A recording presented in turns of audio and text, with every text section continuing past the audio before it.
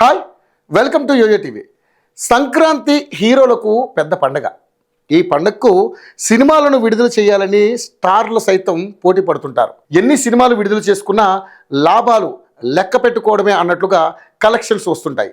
అలా ఈ సంక్రాంతికి రామ్ చరణ్ నటించిన గేమ్ చేంజర్, బాలయ్య డాకు మహారాజ్ చిత్రాలతో పాటు విక్టరీ వెంకటేష్, అనిల్ రావుపూడి కాంబినేషన్లో తెరకెక్కిన సంక్రాంతికి వస్తున్న చిత్రం కూడా విడుదల కాబోతుంది. గేమ్ చేంజర్తో పాటు సంక్రాంతికి వస్తున్న చిత్రాలకు నిర్మాత దిల్ రాజు. ఒకే నిర్మాత నుండి ఇలా 2 సినిమాలు 4 రోజుల గ్యాప్తో విడుదలవ్వడం ఇది రెండోసారి.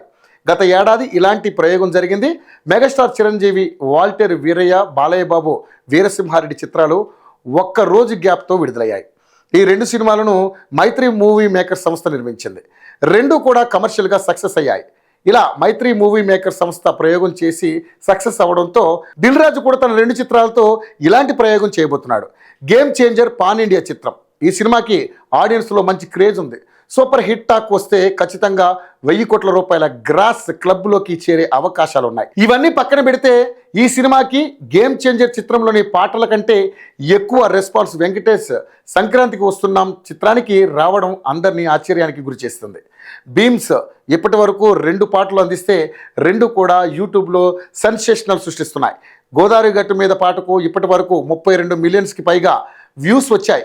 అలాగే ఈ పాట మీద ఇన్స్టాగ్రామ్లో 5 లక్షలకు పైగా రీల్స్ పడ్డాయి.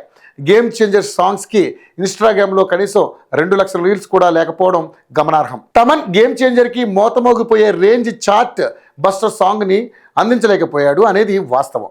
2 సినిమాలను పోల్చి చూస్తే ఖచ్చితంగా గేమ్ చేంజర్ పాటల కంటే సంక్రాంతికి వస్తున్న పాటలే బాగున్నాయి.